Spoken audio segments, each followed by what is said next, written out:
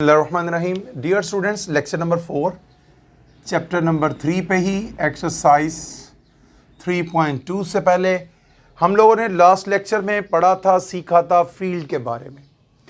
आज हम आपकी बुक के पेज नंबर 98 पे प्रॉपर्टीज़ हैं, 10 प्रॉपर्टीज़ हैं, उनका कॉन्सेप्ट, उनका ओवरव्यू लेने जा रहे हैं। उनका ओवरव्यू लेने के बाद फिर हम एक्सरसाइज को अप्रोच करेंगे 3.2 को। पहली बेटा प्रॉपर्टी है associate commutative property. The first one is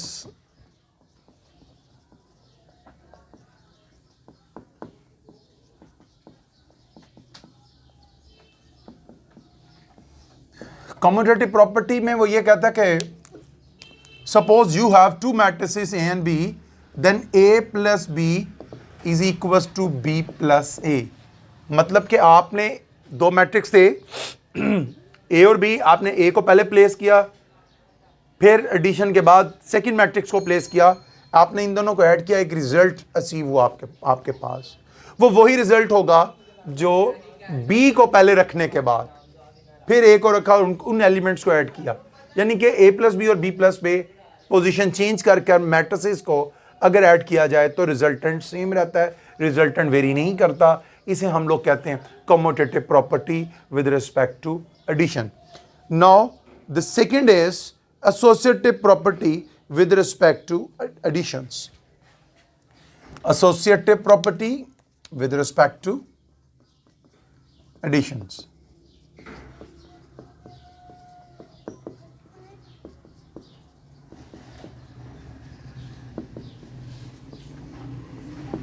students, हमने लास्ट लेक्चर में कम्यूटेटिव प्रॉपर्टी भी डिस्कस किया था, एसोसिएटिव प्रॉपर्टी भी डिस्कस किया था। वो एक सेट के एलिमेंट्स थे।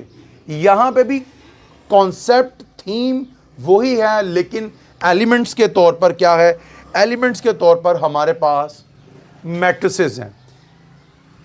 अब इसमें हमारे पास तीन मैट्रिक्स हैं, लेट से ए, बी और सी। हम यू ऐड करते हैं A plus B plus C is equal to A plus B. पहले ए और बी को ऐड किया जाए, फिर रिजल्टेंट मैट्रिक्स को सी में ऐड कर दिया जाए, तो ये हमारा क्या होगा? एसोसिएटिव प्रॉपर्टी होगी with respect to addition. And the third is associative property of scalar multiplication.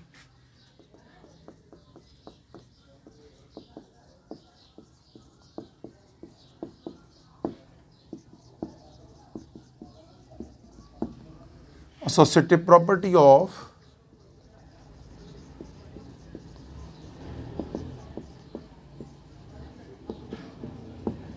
scalar multiplication।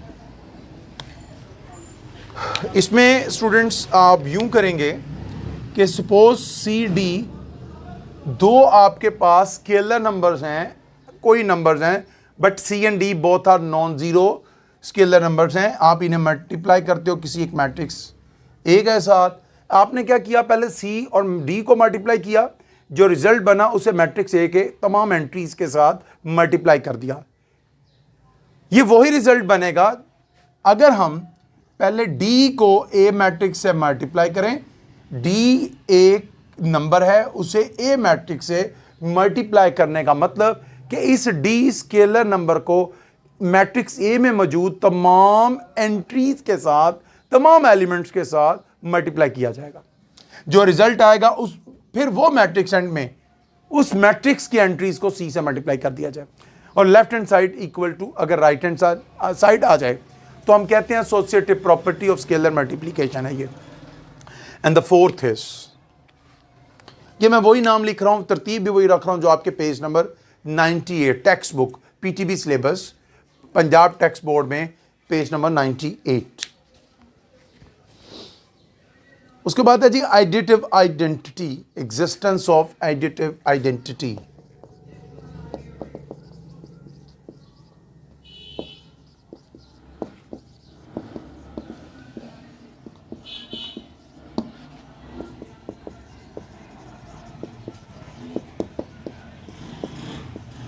Suppose आपके पास एक मैट्रिक्स ए, आपके पास क्या है? सपोज एक मैट्रिक्स ए है, इसमें कोई एक ऐसा एलिमेंट जो ऐड किया जाए और रिजल्टेंट ए ही रहे, और वो है मैट्रिक्स आपके पास null matrix, zero matrix. Zero matrix या नल मैट्रिक्स एक ऐसा मैट्रिक्स जिनकी तमाम एंट्रीज ज़ीरो होंगी, उसे ए में ऐड करेंगे तो रिजल्टेंट आपका ए ही रहेगा। Is it clear?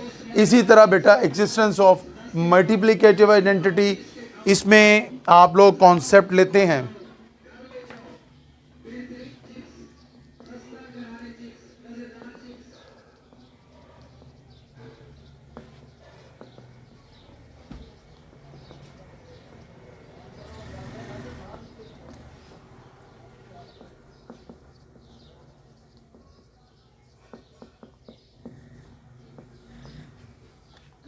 बेटा, let's say A into I is the identity matrix, is equal to A and A, it should be A. तो I क्या कहलाएगा? आपकी मल्टीप्लिकेटिव आइडेंटिटी कहलाएगा मैट्रिक्स A का अंडर मल्टीप्लिकेशन। ठीक, इसी तरह से बेटा बाकी दो चार प्रॉपर्टीज हैं विच आर वेरी सिंपल, उन्हें आप देखिएगा, स्टडी कीजिएगा। लेफ्ट डिस्ट्रीब्यूटिव लॉ है, राइट डिस्ट्रीब्यूटिव लॉ है, और distributive property with respect to scalar multiplication है।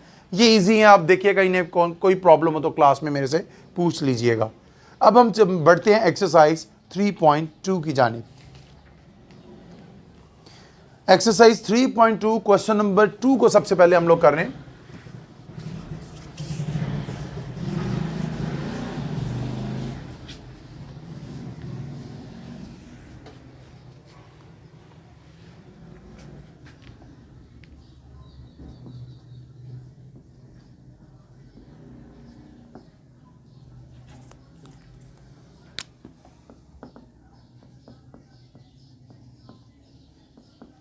नहीं dear students, exercise 3.2 question number 2 पे हम लोग मूव करके,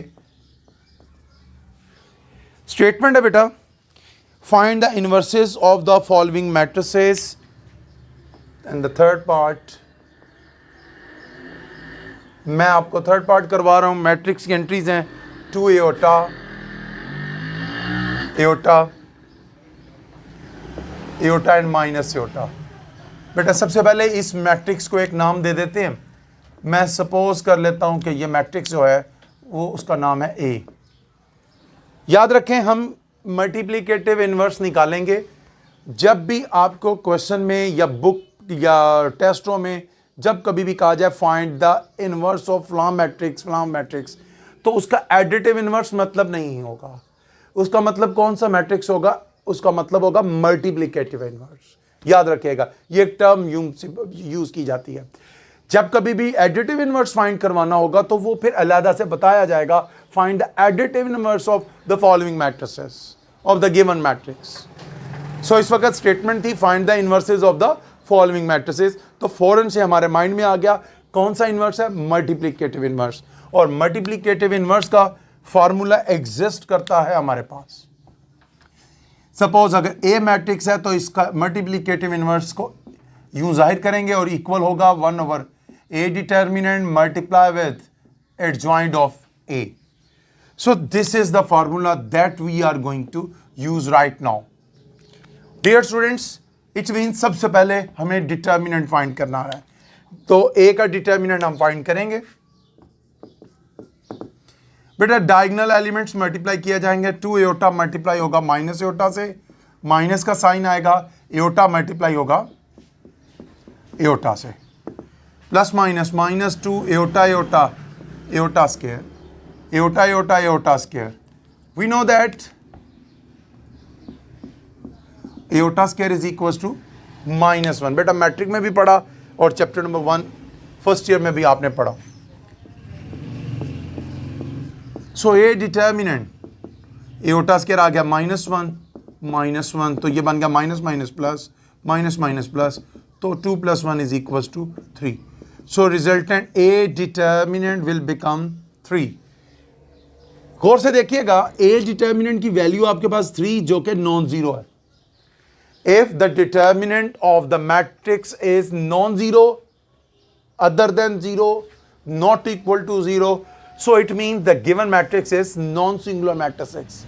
If the matrix is non-singular, then it means its inverse will exist. Means we can find the inverse.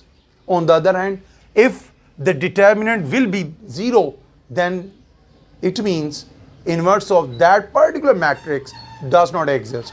Is that clear? On the basis of this thing, we can conclude that singular matrices having no multiplicative inverses, whereas non-singular matrices having multiplicative inverses. Is that clear? तो हम लोगों ने determinant find कर लिया. अब दोबारा फार्मूले को देखते हैं. फार्मूले में हमारे पास हमें दो चीज़ों की रिक्वायरमेंट थी, डिटर्मिनेंट और एडजॉइंट.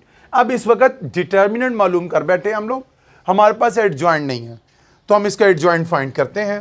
एडजॉइंट यूं फाइंड करेंगे,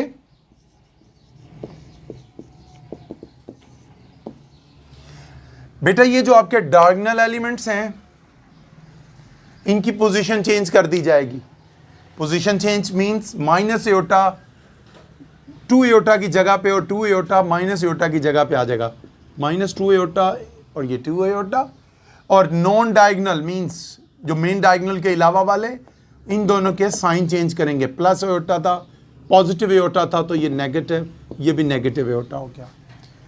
लो बेटा, हमें दो चीज़ों की ज़रूरत थी, एक थी एडजॉइंट की और एक थी डिटर्मिनेंट की. Both of these two values we have find, so we substitute these two values in the given formula.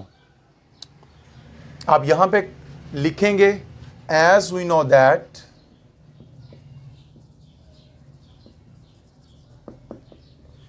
A inverse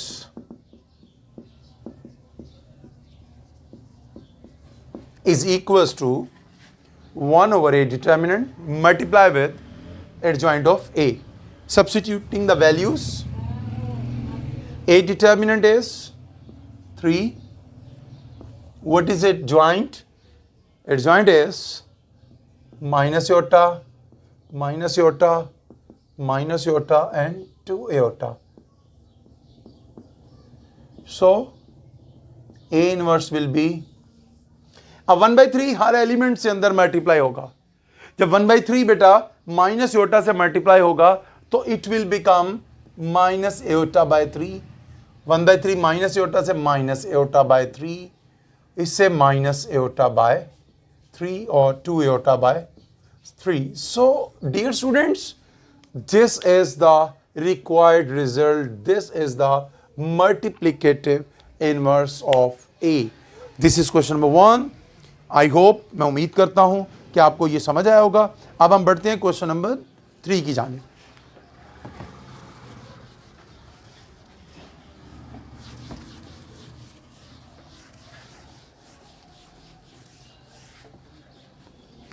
question number 3 में बेटा स्टेटमेंट है, solve the following system of linear equations. मैं आपके सामने पहला system लिख रहा हूं. Question number 3 and the part first, 2x minus 2x1 minus 3x2 is equals to 5. 5x1 plus x2 is equals to 4. लें डियर स्टूडेंट्स, इसे हम क्या करने जा रहे हैं, हमने इस लीनियर इक्वेशन के सिस्टम को मैट्रिक्सेस के कॉन्सेप्ट के साथ यूज़ करना है. आप लोग यूज टू हो, मैट्रिक लेवल पे आप इसको करके आए हो. फर्स्ट स्टेप बेटा याद रखिएगा, हम लोगों ने इस सिस्टम को मैट्रिक इक्वेशन बनानी है. द मैट्रिक्स फॉर्म, क्या मैट्रिक फॉर्म बनेगी? याद रखिएगा 3 मैट्रिक्सेस बनेंगे. पहले मैट्रिक्स में बेटा आप इस सिस्टम की लेफ्ट साइड पे मौजूद कोफिशिएंट्स x1 और x2 के लिखोगे. सबसे पहले आप देख रहे हो 2x1 लिखा होगा. 2x1 में x1 का जो कोफिशिएंट है आप गौर से देखो वो 2 है. x2 का कोफिशिएंट -3, x1 का कोफिशिएंट 5 और x2 का कोफिशिएंट अगर कुछ नहीं लिखा होगा तो इट मीन्स वो 1 है. अब इन कोफिशिएंट्स को इसी तरतीब के साथ लिख दीजिए. 2 -3 5 1. अब यूं आपने अलोंग द कॉलम वेरिएबल लिखने, कितने वेरिएबल हैं इस सिस्टम में? We have two variable x1 and x2. x1 and x2 both are the two variables. So हम यूं लिखेंगे x1 x2 और राइट साइड पे कॉन्स्टेंट्स मौजूद हैं 5 और 4. फिर इन्हें हम सपोज कर लेते हैं, इन्हें नाम दे देते हैं. लेट ए, जो कोफिशिएंट मैट्रिक्स इसे हम ए कह देते हैं, और जो वेरिएबल वाला मैट्रिक्स इसे कैपिटल एक्स नाम दे दिया, और राइट साइड पे मौजूद कॉन्स्टेंट्स का मैट्रिक्स उसे हम 5 4 लिख देते हैं. अगर इन मैट्रिक्स की प्लेसेस पे मैं इनके नेम प्लेस कर दूं, लिख दूं, तो इट विल बिकम, यूं बनेगा A X is equal to B. यहां से मैं प्री मल्टीप्लाई कर रहा हूं किसके साथ? ए इनवर्स के साथ. क्या मल्टीप्लाई कर रहा हूं? प्री मल्टीप्लाई कर रहा हूं किसके साथ? ए इनवर्स के साथ. प्री मल्टीप्लाई का मतलब कि ए एक्स से पहले मैंने ए इनवर्स लिखा. अगर इसी ए इनवर्स को मैं बाद में एक्स के बाद लिखता तो ये पोस्ट मल्टीप्लिकेशन होता. प्री मल्टीप्लाई किया. अब क्या करेंगे? एसोसिएटिव लॉ यूज करेंगे. ए इनवर्स मल्टीप्लाई होगा ए से X is equal to A inverse B. We know that A inverse A identity आ जाएगा. तो I identity with multiply with X, we will get X. तो X matrix आ गया A inverse B. This is your equation number 1. अब dear students, हम लोग A inverse देखें, हमें इक्वेशन 1 सॉल्व करना है. इक्वेशन 1 में एक मैट्रिक्स बी, मैट्रिक्स एक्स, और अगर नहीं है हमारे पास एक्स और बी मौजूद, नहीं मौजूद तो ए इनवर्स नहीं मौजूद. तो ए इनवर्स के लिए सबसे पहले हमें इस ए मैट्रिक्स की हेल्प से ए इनवर्स फाइंड करना है. ए इनवर्स फाइंड करना है. और ए इनवर्स के लिए हमें 2 चीज़ें चाहिए, जो कि लास्ट क्वेश्चन में किया. एडजॉइंट भी चाहिए और डिटर्मिनेंट भी चाहिए. सबसे पहले हम ए का डिटर्मिनेंट निकालते हैं. तो ए का डिटर्मिनेंट क्या होगा? डायगोनल मल्टीप्लाई करेंगे, ये वाले 2 को मल्टीप्लाई करेंगे किसके साथ? 1 से. 2 इंटू 1 माइनस 3 को मल्टीप्लाई करेंगे किसके साथ? 5 से. 2 1s are 2, minus minus plus, 3 5s are 15, so it will become 17. और देखते जाइए, determinant is non zero, means non singular, means inverse can exist. Okay, अब हम लोग मैट्रिक्स ए मेरे पास मौजूद है. बेटा बोर्ड छोटा है, जगह की किल्लत, उसी के पेश नज़र हर स्पेस को यूज़ करने की कोशिश करेंगे. आपने साथ देना है मेरा. हमारे पास मौजूद है एलिमेंट 2 -3 5 and 1. तो हम लोग फाइंड करते आए एडजॉइंट कैसे फाइंड करेंगे जी? इन डायगोनल्स की आपस में पोजीशन चेंज करेंगे, यानी इन्हें आपस में इंटरचेंज कर देंगे. हम यूं भी कह सकते हैं कि इन्हें इंटरचेंज कर दिया जाएगा. 1 आ जाएगा 2 पे और 2 1 वाली जगह पे, और इन दोनों के -3 और 5 के साइन चेंज. -3 का साइन चेंज करोगे तो +3, +5 का करोगे तो नेगेटिव हो जाएगा. डियर स्टूडेंट्स, आपको समझ आया? हमने डिटर्मिनेंट भी फाइंड कर लिया, एडजॉइंट भी फाइंड कर लिया. तो अब पॉसिबल जो आपका इन्वर्स है वो क्या होगा? इन्वर्स का फार्मूला क्या है? अब आपके पास इन्वर्स है, A inverse is equal to 1/a determinant multiply with adjoint of A.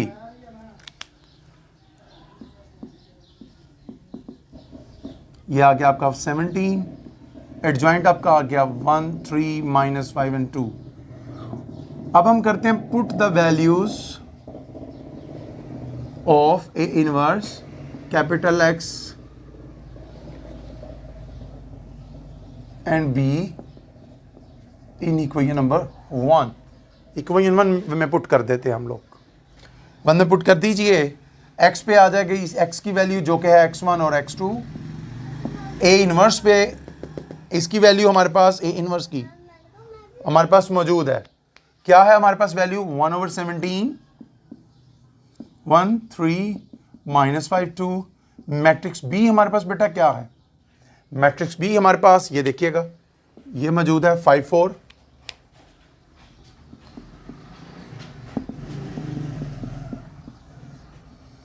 Multiply कैसे किया जाता है? फर्स्ट मैट्रिक्स की रो सेकंड के कॉलम के साथ मल्टीप्लाई की जाती है। 1 मल्टीप्लाई होगा किससे? 5 से। 3 मल्टीप्लाई होगा 4। इसी तरह सेकंड रो की बारी, सेकंड रो में -5 5 से और 2 4 से। 5 1s are 5, 3 4s are 12, plus minus -25 plus 8.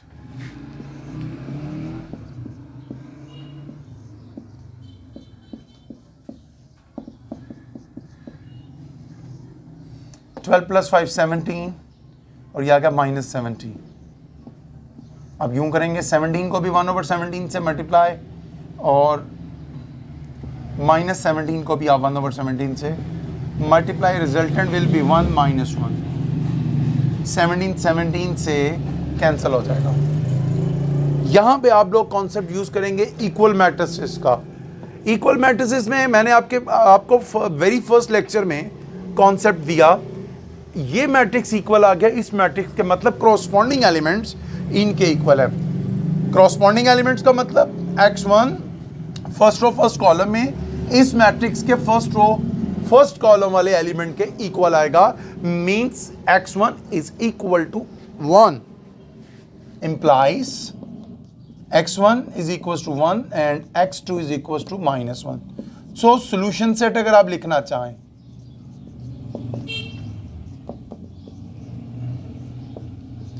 पहले आप वेरिएबल x1 की वैल्यू, सेकंड पे x2 की वैल्यू लिखेंगे, तो यूं आपका ये सिस्टम सॉल्व हो गया। अब डियर स्टूडेंट्स, क्वेश्चन नंबर 3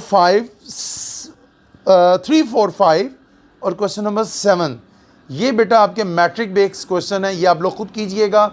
हम लोग मूव कर रहे हैं क्वेश्चन नंबर 9 पे।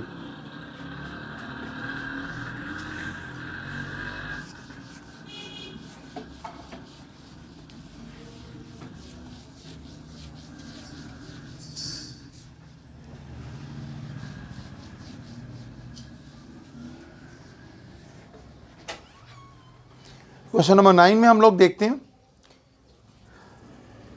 सॉरी 9 से पहले 8 है, 8 वाले क्वेश्चन को देखते हैं। कहता है solve the following matrix equation for x matrix को आपने सॉल्व करना है। हमारे पास फर्स्ट इक्वेशन लिखी हुई है, वो है 3x - 2a is equal to b। हमें मैट्रिक्स A और मैट्रिक्स B गिवन है जी। Matrix A is 2 3 - 2 -1 1 5, and the matrix B is, matrix B had 2 - 3 1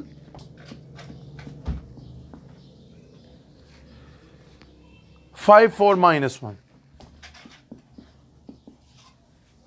Dear students, we have to find the matrix X.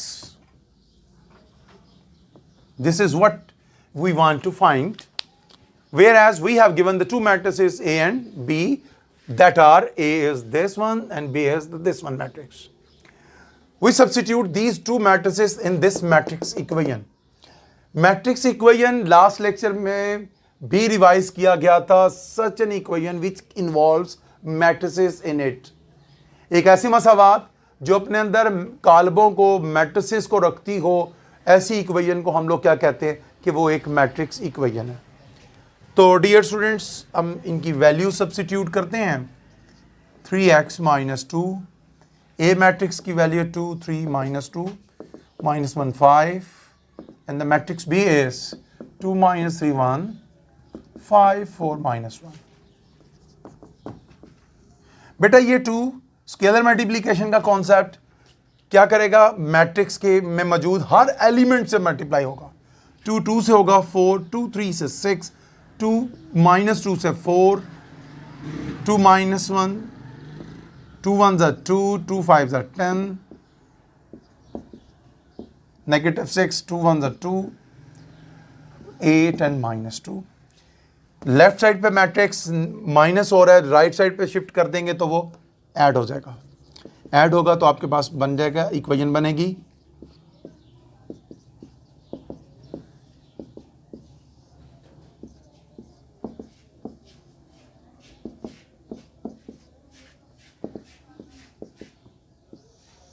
4 में 4 add होगा, corresponding elements add किए जाते हैं।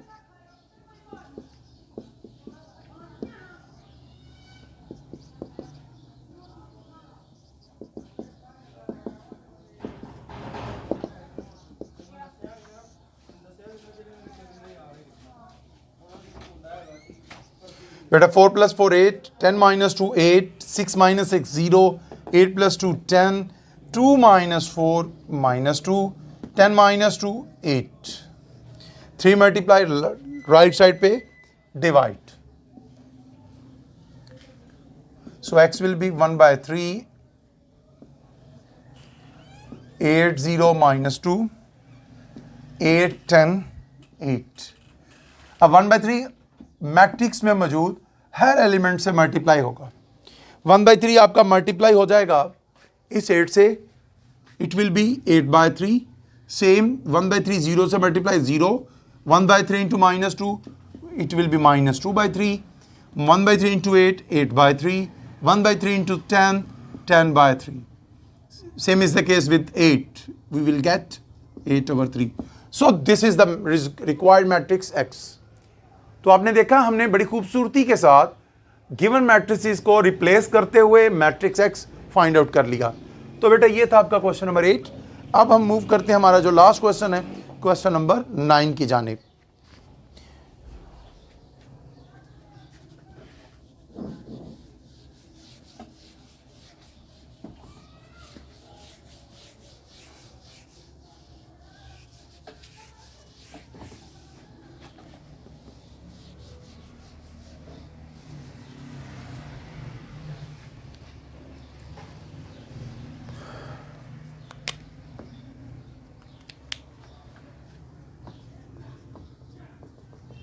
Nine का फर्स्ट पार्ट बेटा का स्टेटमेंट है, solve the following equation, solve the following matrix equation for the matrix A. Matrix equation है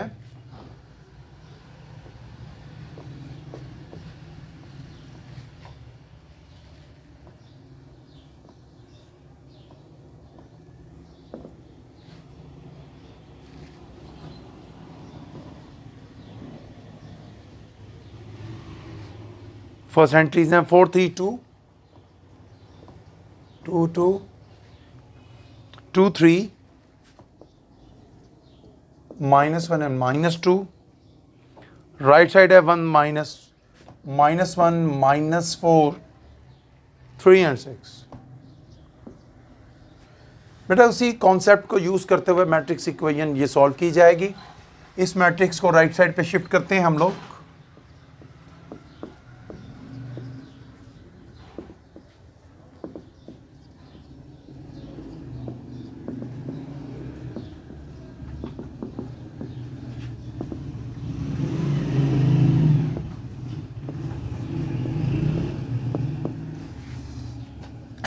मैट्रिक्स लेफ्ट साइड पे माइनस हो रहा था, राइट साइड पे शिफ्ट किया, ऐड हो गया। अब ऐड किस तरह से करेंगे इन दोनों मैट्रिसेस को? क्रॉसपोंडिंग एलिमेंट्स, मतलब फर्स्ट रो फर्स्ट कॉलम का एलिमेंट इस मैट्रिक्स के फर्स्ट रो फर्स्ट कॉलम के एलिमेंट में ऐड होगा। -1 में बेटा 2, -4 में -4 में ऐड होगा 3, 3 plus minus -1, 6 plus minus -2, 2 -1 1, 3 -1 2, -4 plus 3, -1 6 -4 4, 6 -2 4।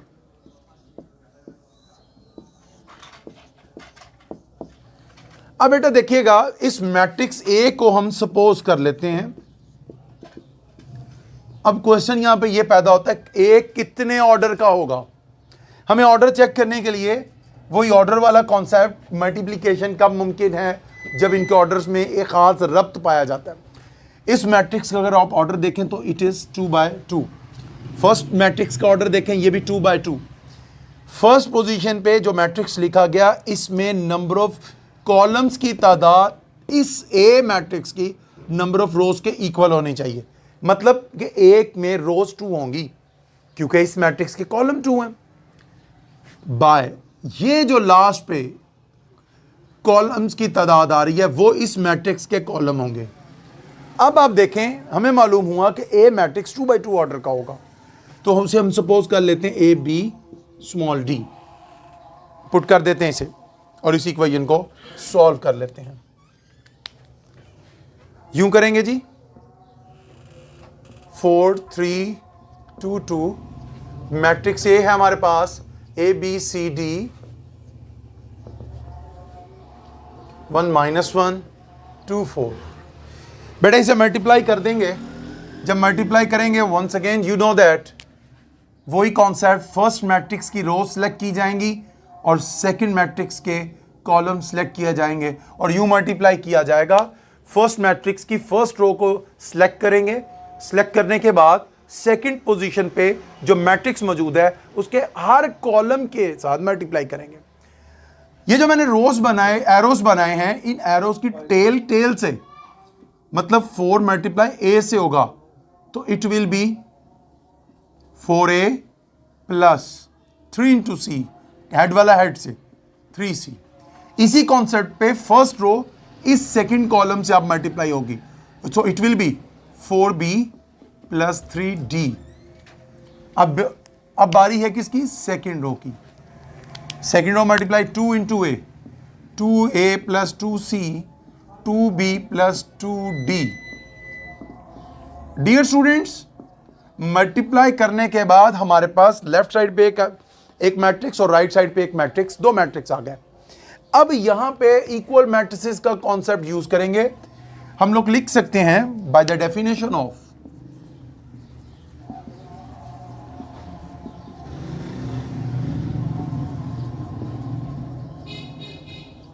Equal matrices. क्या करेंगे हम लोग? फर्स्ट रो फर्स्ट कॉलम, ये वाला एंट्री, ये वाला एलिमेंट इस एलिमेंट के इक्वल होगा। So we will get 4a plus 3c is equals to 1, equation number 1। ये वाला 4b plus 3d is equals to -1, equation number 2। यूं इसकी बारी 2a plus 2c is equals to 2, equation number 2। 3 equation number. अब बारी आ गई 2b plus 2d is equals to 4, equation number 4।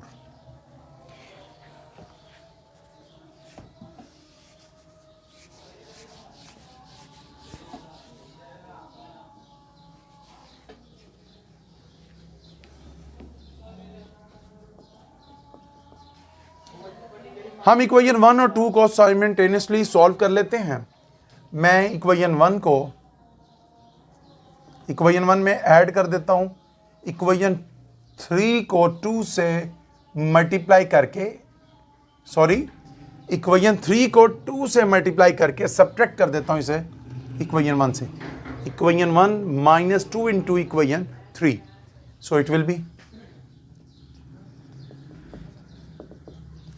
अब इक्वेशन 2 के हर एंट्री को आप मल्टीप्लाई करने जा रहे हो 2 के साथ। इस 2a को जब 2 से मल्टीप्लाई करोगे 4a 4c is equal to 4।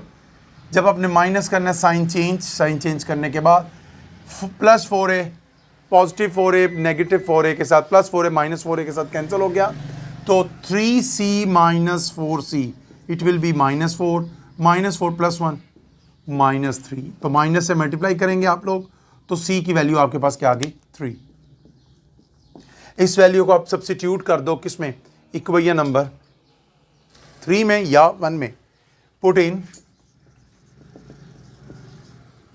Equation number 1 में आप पुट करेंगे 4a plus 3 into the value of 3 3 1।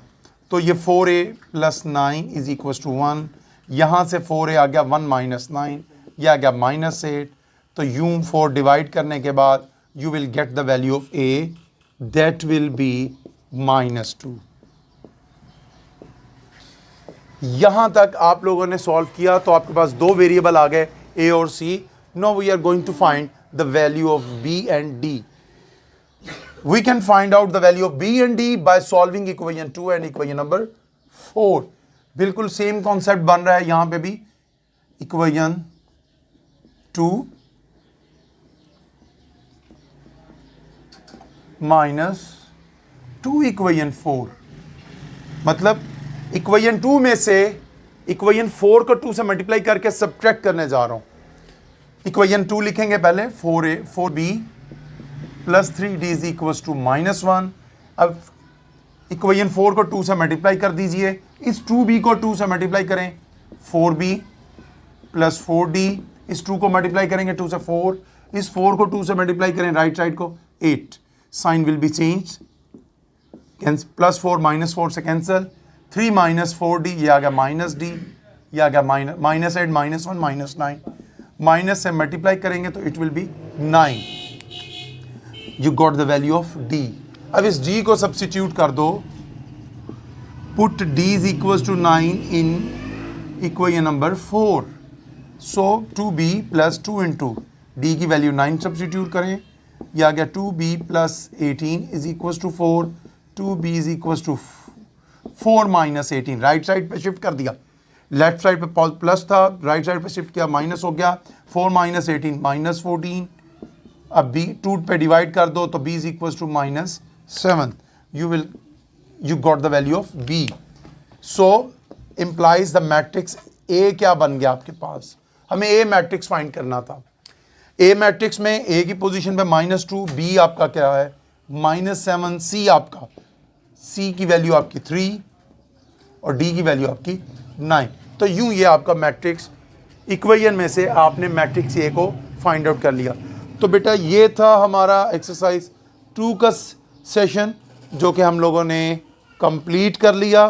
तो बाकी रिमेनिंग पार्ट्स आपके लिए क्वेश्चंस के तौर पे, होम असाइनमेंट के तौर पे है। तो मैं उम्मीद करता हूँ आपको ये समझ भी आया होगा और आप इस होमवर्क को करेंगे भी इंशाल्लाह ताला। इसी तरह से हम फोर्टनाइटली टेस्ट सेशन भी स्टार्ट करेंगे। ये सिलेबस बेटा इंक्लूड होगा।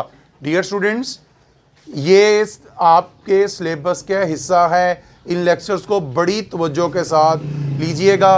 वस्सलाम। b plus 3d is equal to -1। अब इक्वेशन 4 को 2 से मल्टीप्लाई कर दीजिए, इस 2b को 2 से मल्टीप्लाई करें, 4b प्लस 4d, इस 2 को मल्टीप्लाई करेंगे 2 से 4, इस 4 को 2 से मल्टीप्लाई करें राइट साइड को 8। साइन विल बी चेंज, +4 -4 से कैंसिल, 3 - 4d, ये आ गया -d, ये आ गया -8 -1 -9, माइनस से मल्टीप्लाई करेंगे तो it will be 9। You got the value of d। अब इस d को सब्स्टिट्यूट कर दो, put d is equal to 9 in equation number 4। So 2b plus 2 into d की वैल्यू 9 सब्स्टिट्यूट करें, यह आ गया 2b plus 18 is equal to 4, 2b is equal to 4 - 18। Right side पे शिफ्ट कर दिया, लेफ्ट साइड पे प्लस था, राइट साइड पे शिफ्ट किया, माइनस हो गया, 4 - 18 -14। अब b 2 पे डिवाइड कर दो तो b is equal to -7। You got the value of b। So implies the matrix a क्या बन गया आपके पास। हमें a मैट्रिक्स फाइंड करना था। a मैट्रिक्स में a की पोजीशन पे -2, b आपका क्या है -7, c आपका, c की वैल्यू आपकी 3 और d की वैल्यू आपकी 9। तो यूं ये आपका मैट्रिक्स इक्वेशन में से आपने मैट्रिक्स a को फाइंड आउट कर लिया। तो बेटा ये था हमारा एक्सरसाइज 2 का सेशन जो कि हम लोगों ने कंप्लीट कर लिया। तो बाकी रिमेनिंग पार्ट्स आपके लिए क्वेश्चंस के तौर पे, होम असाइनमेंट के तौर पे है। तो मैं उम्मीद करता हूँ आपको ये समझ भी आया होगा और आप इस होमवर्क को करेंगे भी इंशाल्लाह ताला। इसी तरह से हम फोर्टनाइटली टेस्ट सेशन भी स्टार्ट करेंगे। ये सिलेबस बेटा इंक्लूड होगा। डियर स्टूडेंट्स, ये आपके सिलेबस का हिस्सा है। इन लेक्चर्स को बड़ी तवज्जो के साथ लीजिएगा। वस्सलाम।